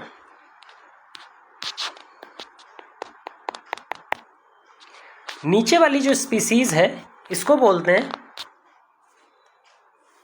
बारनेकल बेलेनस। ये कौन सी जीनस है, स्पीसीज है, बारनेकल बेलेनस। ऊपर वाला जो है वो बारनेकल कैथामेलस या चैथामेलस, बारनेकल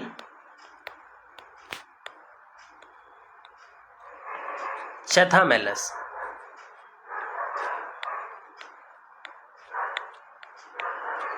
तो ये बारनेकल बेलेनस और ये बारनेकल चैथामेलस।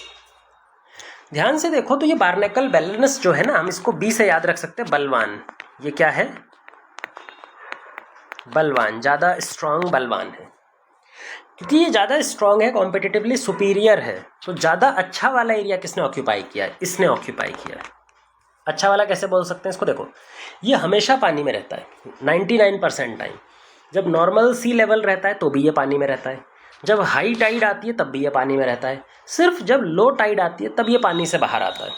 तो ज़्यादातर टाइम तो ये पानी के अंदर ही रहता है। वहीं पर अगर बारनेकल चैथामेलस की बात करें तो ये सिर्फ हाई टाइड के टाइम ही पानी के अंदर आता है, बाकी पूरे टाइम ये पानी के बाहर रहता है। तो ये कम फेवरेबल एरिया है, जबकि जहाँ पे जो नीचे वाला एरिया है, लो टाइड वाला एरिया, वो बेटर एरिया है। तो बेटर एरिया में कौन रहेगा, सुपीरियर। अब जैसे ही एक फील्ड एक्सपेरिमेंट में एक क्लोज्ड एरिया में से जब भी हम बारनेकल बेलेनस को हटा देते हैं, मान लो हमने बारनेकल बेलेनस को रिमूव कर दिया, रिमूव कर देते हैं बारनेकल बेलेनस को, तो जैसे ही हम बारनेकल बेलेनस को रिमूव करते हैं, ये जो बारनेकल चैथामेलस था ये तुरंत आकर के पूरे एरिया को ऑक्यूपाई कर लेता है, इसका डिस्ट्रीब्यूशन रेंज बढ़ जाता है। और ये क्या दिखा रहा है, कॉम्पिटिटिव रिलीज। इसी को हम दूसरे टर्म्स में बुलाते हैं कॉम्पिटिटिव रिलीज। तो यहाँ पर क्या ये पता लग रहा है कि भाई कंपटीशन हो रहा था, तभी वो बारनेकल चैथामेलस ऊपर था और बारनेकल बेलेनस नीचे था। कंपटीशन से ज़्यादा इम्पैक्ट किसको पड़ता है, हर्बीवोर्स को और प्लांट्स को। जो कार्निवोर्स होते हैं उनको इम्पैक्ट कम पड़ता है, हर्बीवोर्स को इसलिए क्योंकि हर्बीवोर्स के पास में फूड प्रेफरेंस बहुत ज़्यादा नहीं होती हैं, बहुत लिमिटेड होती हैं, और प्लांट्स मूव नहीं कर सकते। अगर एक प्लांट यहाँ पर लगा हुआ है, दूसरा प्लांट यहाँ पर लगा हुआ है, तो उन दोनों को आपस में पूरी लाइफ कॉम्पीट करना ही पड़ेगा, वो दोनों एक दूसरे से भाग कर कहीं जा नहीं सकते। तो इसका मतलब है कि ये क्योंकि मूव नहीं कर सकते तो प्लांट बहुत ज़्यादा कंपटीशन फेस करता है, और हर्बीवोर के पास में जो फूड चॉइस है, जो फूड प्रेफरेंस या फिर हम बोले चॉइस, वो बहुत लिमिटेड होती है, और उसकी वजह से कंपटीशन का ज़्यादा सीवियर कंपटीशन हर्बीवोर्स में देखने को मिलता है और प्लांट्स। अब हम बात करते हैं नेक्स्ट टाइप के इंटरेक्शन, जिसका नाम है प्रीडेशन। थर्ड जो इंटरेक्शन है प्रीडेशन। प्रीडेशन का मतलब है किसी एक ऑर्गेनिज्म का दूसरे ऑर्गेनिज्म पर फीड करना। जब भी एक ऑर्गेनिज्म दूसरे ऑर्गेनिज्म को फीड करता है तो उसको बुलाया जाता है प्रीडेशन। जो ऑर्गेनिज्म फीड करता है उसको बोलते हैं प्रीडेटर, और जिसको वो फीड करता है उसको बोलते हैं प्रे। जो फीड करता है उसको प्रीडेटर, जो फीड होता है उसको प्रे। अब जो प्रीडेशन भी है वो 2 तरह का प्रीडेटर हो सकता है और 2 तरह के प्रे हो सकते हैं। इसी के बेसिस पे प्रीडेशन 2 टाइप्स में क्लासिफाई किया जाता है, कार्निवोर और हर्बीवोर। कार्निवोर किसी दूसरे एनिमल को खाता है। एक एनिमल जब किसी दूसरे एनिमल को खाता है, तो यहाँ पर देखो प्रीडेटर भी एनिमल है और जो प्रे है वो भी एनिमल है, दोनों एनिमल हैं, तो इसको बोलते हैं carnivory, carnivorous type of predation. Herbivorous type of predation कहाँ पे होता है? जब एक एनिमल जिसको हम हर्बीवोर बोलते हैं वो प्लांट को खाता है या फिर प्रोड्यूसर को खाता है, तो ऐसे टाइप का जो प्रीडेशन है उसको क्या बुलाया जाएगा? हर्बीवोरी। इन दोनों में एक बुनियादी डिफरेंस ये होता है कि कार्निवोरी टाइप ऑफ प्रीडेशन में जनरली प्रे की डेथ हो जाती है, प्रे यूजुअली डाई, जबकि हर्बीवोरी में फ़र्क यह होता है कि हर्बीवोरी में यूजुअली जो प्लांट होता है, जो प्रोड्यूसर होता है, उसकी डेथ नहीं होती। जैसे मान लो कोई बर्ड है, वो किसी प्लांट के सीड को खा रही है, उसके पत्तों को खा रही है, उसके लीफ को खा रही है, तो क्या लीफ को खाने पर वो प्लांट मर जाएगा? नहीं मरेगा। क्या सीड को खाने पे वो प्लांट मरता है? नहीं मरता। तो हर्बीवोरी में जनरली डेथ इन्वॉल्व नहीं होती, जबकि कार्निवोरी में डेथ इन्वॉल्व होती है। ये टाइप्स ऑफ प्रीडेशन हो गए। अब प्रीडेशन के बाद में हम चलते हैं टाइप ऑफ प्रीडेशन के बाद role of importance of predator in ecology. Ecology में प्रीडेटर क्या इंपॉर्टेंट रोल प्ले करता है? रोल और ऑफ प्रीडेटर और प्रीडेशन इन इकोलॉजी, किस तरह का फंक्शन ये अपने आसपास के एरिया में परफॉर्म करता है? तो सबसे पहला काम होता है एनर्जी ट्रांसफ़र करना। एक ट्रॉफिक लेवल से, एक फीडिंग लेवल से दूसरे फीडिंग लेवल पर जो ट्रांसफ़र होता है एनर्जी, उसको ट्रांसफ़र करने के लिए प्रीडेटर एज अ एजेंट काम करता है। इस एजेंट को हम कंड्यूट्स ऑफ एनर्जी भी बुलाते हैं, यानी एजेंट ऑफ एनर्जी ट्रांसफ़र। किसी भी ट्रॉफिक लेवल पर जो एनर्जी होती है, मान लो प्लांट में एनर्जी स्टोर है, इसको आगे कौन पहुंचाएगा? डियर, इसका प्रीडेटर। इसको आगे कौन पहुंचाएगा? टाइगर, इसका प्रीडेटर। तो प्रीडेटर एजेंट की तरह काम करता है आगे एनर्जी को ट्रांसफ़र करने में। दूसरा इसका एक और काम होता है कि जो प्रे पॉपुलेशन है, प्रे पॉपुलेशन को एक चेक में रखना, प्रे पॉपुलेशन को एक लेवल से ज़्यादा इंक्रीज़ ना होने देना, उसकी एक थ्रेशोल्ड मैक्सिमम वैल्यू को बना कर रखना। भाई मान लो जैसे हमारे पास में कोई प्लांट है, यहाँ पर डियर है और यहाँ पे टाइगर है। टाइगर की वजह से जो डियर की पॉपुलेशन है वो एक मिनिमम लेवल तक, मैक्सिमम लेवल तक रहती है, उससे ज़्यादा नहीं हो सकती। वहीं पर प्लांट की पॉपुलेशन कौन मेंटेन करता है? डियर। अगर प्लांट बहुत ज़्यादा, हद से ज़्यादा बढ़ जाएंगे तो जितना भी सॉइल का न्यूट्रिशन है वो जल्दी से एब्जॉर्ब कर लेंगे और फिर सॉइल बंजर बन जाएगी, फिर फर्दर प्लांट ग्रोथ वहाँ पर नहीं दिखाई देगी।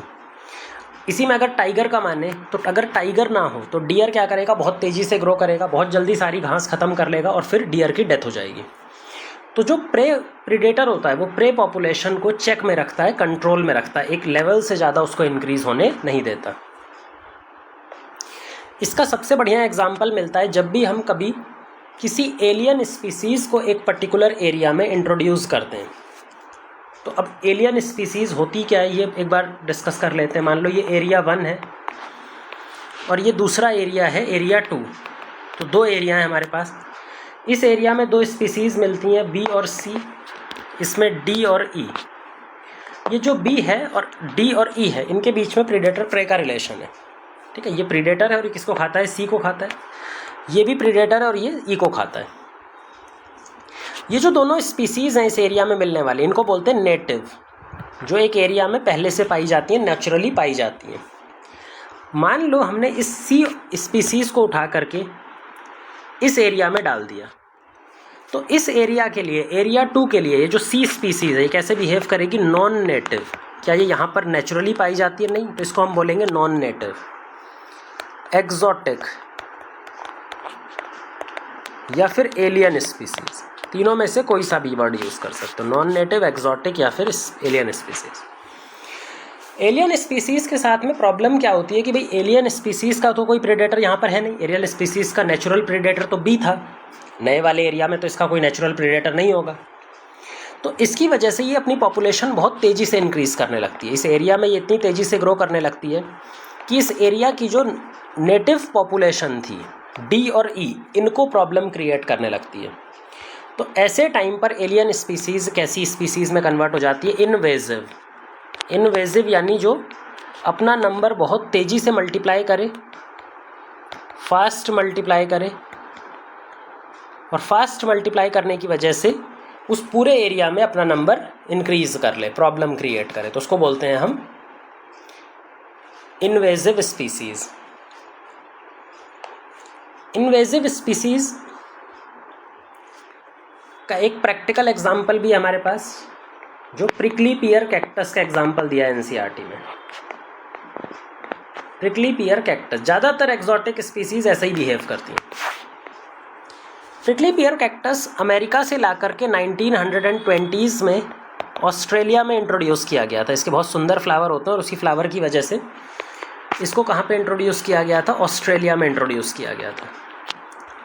पर प्रॉब्लम ये हुई कि ऑस्ट्रेलिया उसके लिए नॉन नेटिव था, और नॉन नेटिव अगर एरिया है तो वहाँ पर उसका कोई प्रीडेटर अवेलेबल नहीं था। तो इसकी वजह से ये कुछ दिनों में इन्वेजिव टर्न हो गई। ये किस में कन्वर्ट हो गई? इन्वेजिव स्पीसीज़ में। और इन्वेजिव स्पीसीज़ में कन्वर्ट होने के बाद में इतनी तेज़ी से फैली कि ये ऑस्ट्रेलिया में जो डेजर्ट है उसके मिलियंस ऑफ हेक्टेयर्स में फैल गई। कुछ ही दिनों में, कुछ ही सालों में मिलियंस ऑफ हेक्टेयर्स में फैल गई। इसको कंट्रोल करने के लिए बाद में बायो कंट्रोल मेथड का इस्तेमाल किया गया, प्रीडेटर का इस्तेमाल किया गया, जो कैक्टस फीडिंग मॉथ था, जो अमेरिका में पाया जाता था, कैक्टस फीडिंग मॉथ। इस मॉथ को हमने, इसको भी ऑस्ट्रेलिया में इंट्रोड्यूस कर दिया। जब हमने इसको ऑस्ट्रेलिया में इंट्रोड्यूस कर दिया तो उससे क्या हुआ? थोड़े दिनों बाद, कुछ महीनों बाद कैक्टस की पॉपुलेशन कंट्रोल में आ गई। तो इससे साफ साबित होता है कि जो प्रीडेटर है वो प्रे की पॉपुलेशन को रेगुलेट करने में बहुत इंपॉर्टेंट रोल प्ले करता है। इसी चीज़ को हम यूज़ करते हैं ड्यूरिंग बायो कंट्रोल फार्मिंग। जब हम ऑर्गेनिक फार्मिंग करते हैं तो उसमें बायो कंट्रोल मेथड का इस्तेमाल करते हैं for pest control. Bio control method for paste या फिर इंसेक्ट कंट्रोल। भाई जैसे मान लो हमारे पास में कोई क्रॉप है, ये हमारी क्रॉप है, इस क्रॉप को फीड करने, इस क्रॉप को ख़राब करने के लिए इसमें इंसेक्ट लग गया, पेस्ट लग गया। अब इसको मारने के दो तरीके हैं, या तो केमिकल पेस्टिसाइड का इस्तेमाल करो, लेकिन वो हार्मफुल होते हैं, ऑर्गेनिक फार्मिंग में हम उसको प्रमोट नहीं करते। दूसरा तरीका होता है प्रीडेटर का इस्तेमाल कर लो। तो ऑर्गेनिक फार्मिंग में हम प्रीडेटर का इस्तेमाल करते हैं। वो प्रीडेटर क्या करता है? इस पेस्ट की पॉपुलेशन को रेगुलेट कर देता है। अच्छा, पेस्ट की पॉपुलेशन को पूरी तरह से कभी ख़त्म नहीं करेगा। जो प्रीडेटर होता है वो कभी भी प्रे की पॉपुलेशन को 100% ख़त्म नहीं कर सकता, वो सिर्फ उसको रेगुलेट कर सकता है। क्योंकि जो प्रे और प्रीडेटर की पॉपुलेशन होती है ना, वो इन्वर्स रिलेशन में चलती है। मान लो ये पॉपुलेशन साइज है और ये टाइम पीरियड हमने लिखा हुआ है, तो प्रीडेटर की पॉपुलेशन अगर ऐसे जा रही है तो प्रे की पॉपुलेशन उल्टी जाएगी।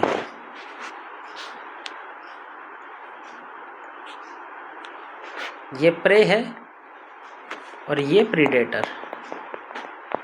जब प्रीडेटर की पॉपुलेशन कम है तो प्रे की पॉपुलेशन ज़्यादा होगी, और जैसे ही मान लो प्रे की पॉपुलेशन ज़्यादा है तो प्रीडेटर ज़्यादा तेज़ी से खाना शुरू करेगा, और जैसे ही ज़्यादा तेज़ी से खाएगा तो प्रे की पॉपुलेशन बढ़ जाएगी। पर जैसे ही प्रे की पॉपुलेशन बढ़ गई तो प्रीडेटर की पॉपुलेशन बढ़ गई तो प्रे की पॉपुलेशन कम हो गई। अब खाना कम पड़ेगा तो प्रे कम तेज़ी से रिप्रोड्यूस कर पाएगा, उसकी पॉपुलेशन कम होगी, और उसकी पॉपुलेशन कम होगी तो प्रे की पॉपुलेशन बढ़ेगी। तो इनका इन्वर्स रिलेशन चलता है। इसकी वजह से कभी भी एक थ्रेशोल्ड से कम मेंटेन रहता है प्रे पॉपुलेशन का, तो वो पूरी तरह से ख़त्म नहीं कर सकते हम इसकी मदद से, और यही हमें ऑर्गेनिक फार्मिंग में चाहिए रहता है।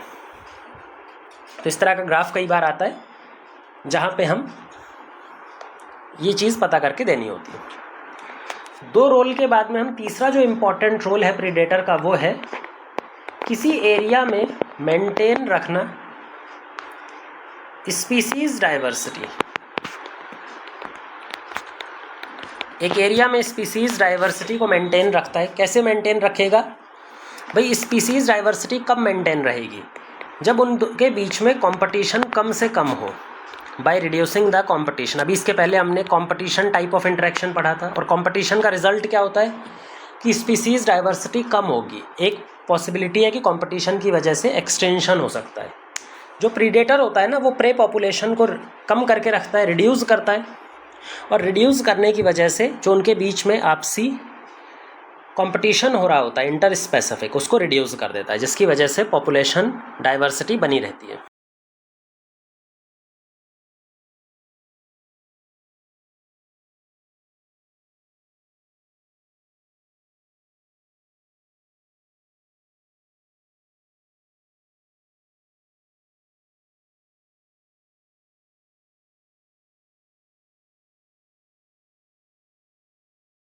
इसके लिए भी एक एक्सपेरिमेंट है हमारे पास,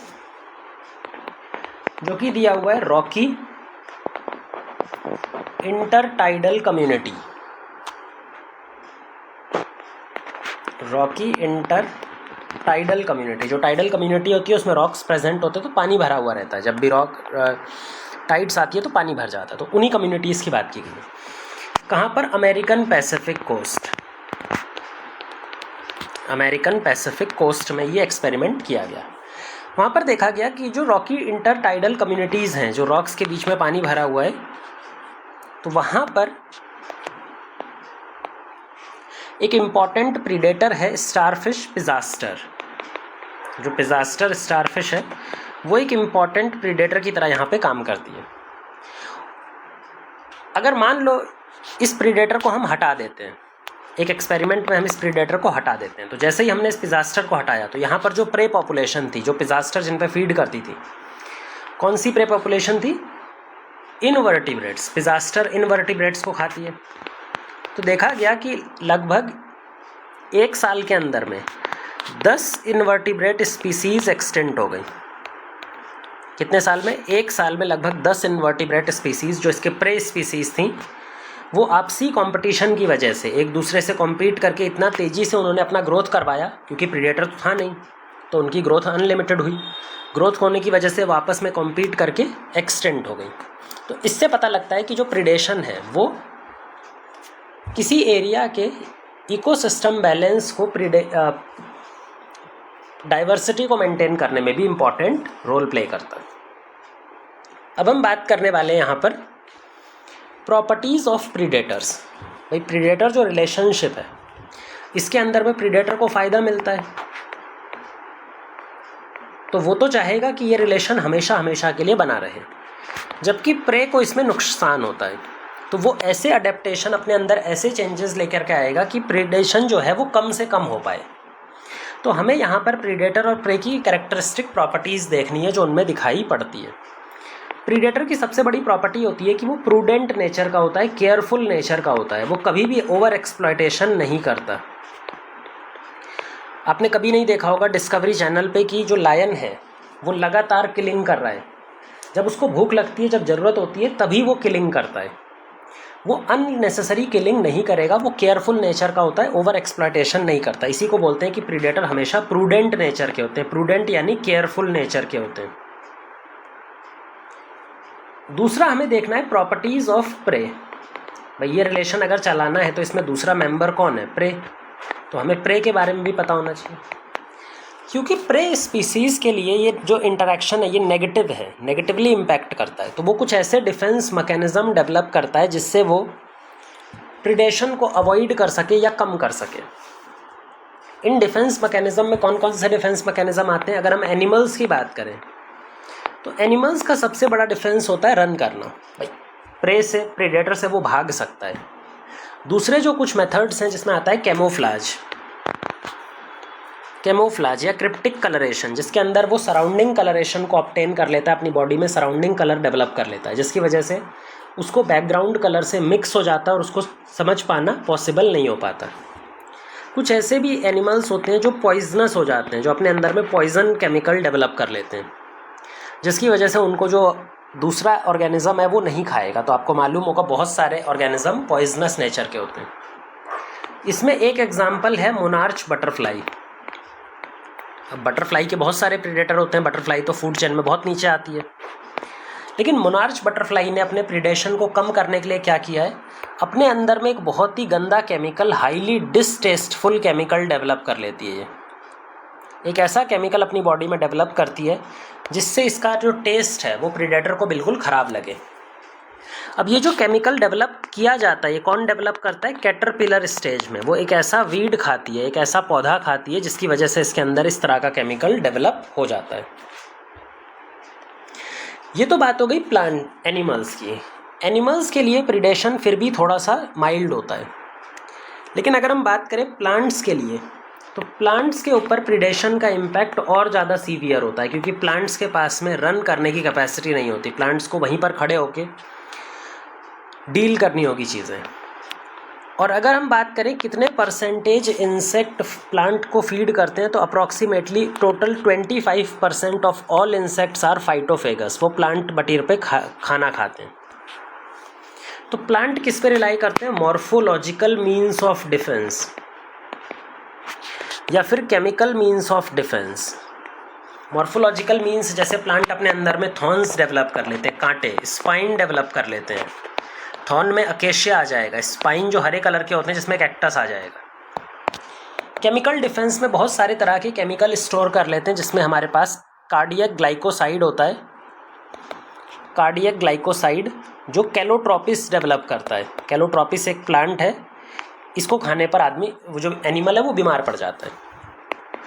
आज हम जितने भी केमिकल्स वगैरह या मसालों का इस्तेमाल करते हैं, जितने भी, जैसे कि हम मान सकते हैं कि nicotine, caffeine, quinine, styrene, opium, ये सब प्लांट ने अपने डिफेंस मैकेनिज्म के लिए प्रोड्यूस किया था। तो ये जो इंटरेक्शन है वो है प्रीडेशन टाइप ऑफ इंटरेक्शन।